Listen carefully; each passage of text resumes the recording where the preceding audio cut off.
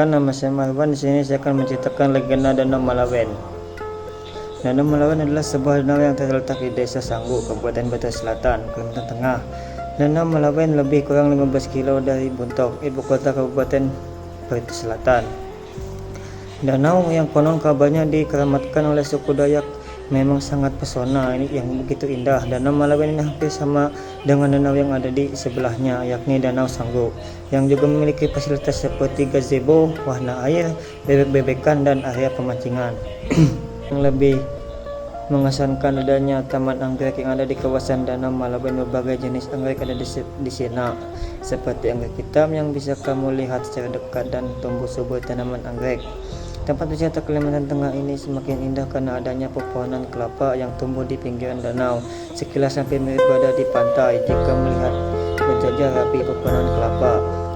Di sebuah hutan daerah Kalimantan Indonesia hidup sepasang suami istri miskin yang hidup serba pas-pasan. Mereka senantiasa saling menyayangi dan mencintai. Sudah 10 tahun mereka berumah tangga, namun juga dikenai seorang anak. Sepasang suami istri tersebut sangat merindukan kehadiran seorang buah hati, belahan jiwa untuk melengkapi keluarga mereka. Untuk itu hampir setiap malam mereka doa memohon kepada Tuhan Yang Maha Kuasa agar impian mereka tersebut dapat menjadi kenyataan. Setiap harinya mereka melakukan doa puasa berharap agar keinginan terkabul. Setelah beberapa bulan kemudian, sekitar 3 bulan, ternyata doa mereka didengarkan oleh Sang Maha Kuasa.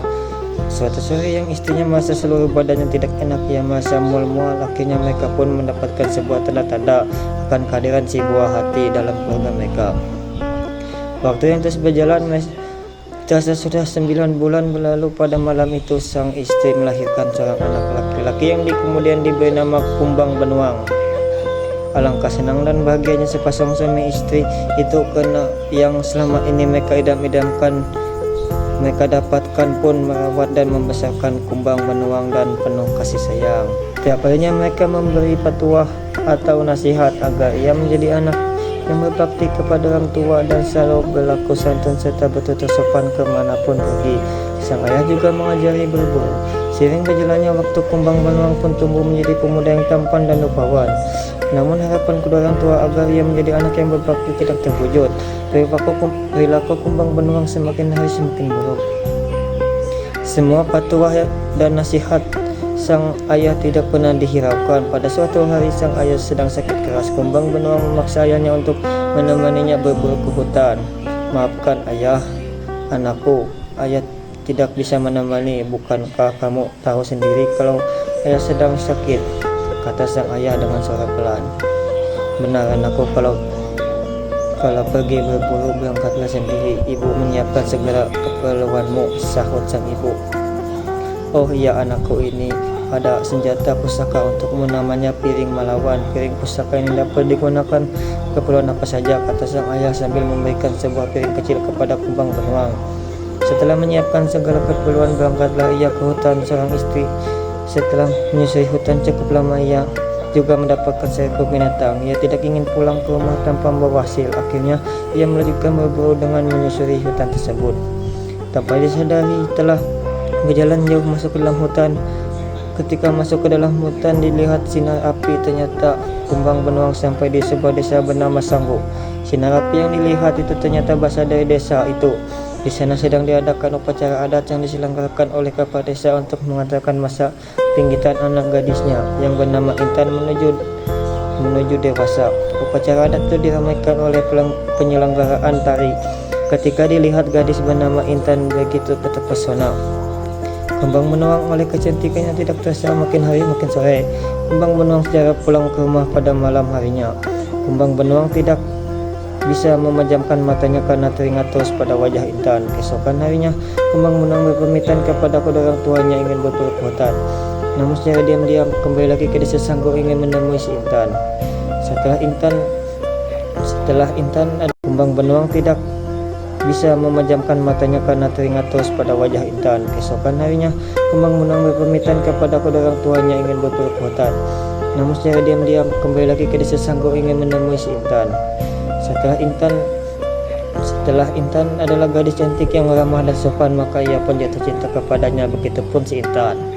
Namun keduanya masih menyimpan perasaan itu di dalam hati masing-masing. Sejak saat itu Kumbang Benuang sering pergi ke desa Sanggu untuk menemui Intan, namun tanpa disadari gerak-gerik diawasi menjadi pembicaraan penduduk setempat.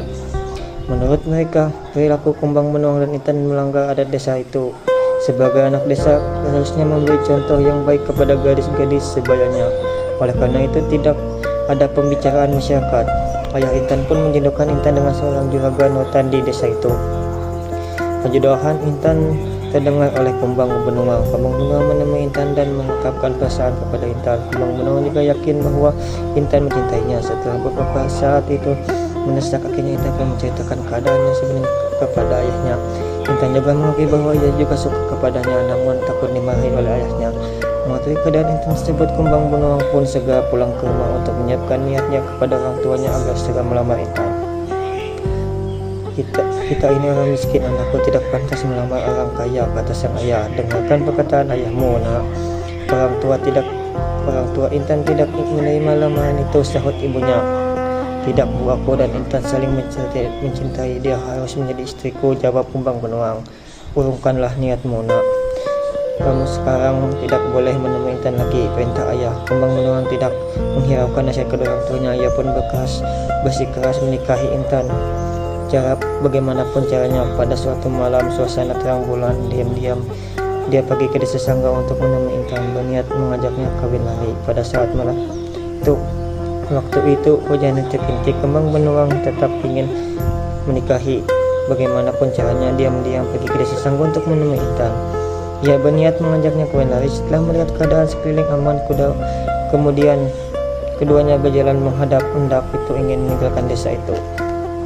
Namun beberapa langkah tiba-tiba ada orang warga yang sedang meronda melihat mereka. Begitu membawa lari Intan, warga segera sembunyi. Keuntungan warga kedatangan memanggil Kumbang mengajar mereka. Kumbang dan Intan berlari menghindari warga hingga akhirnya mereka sampai di sebuah sungai.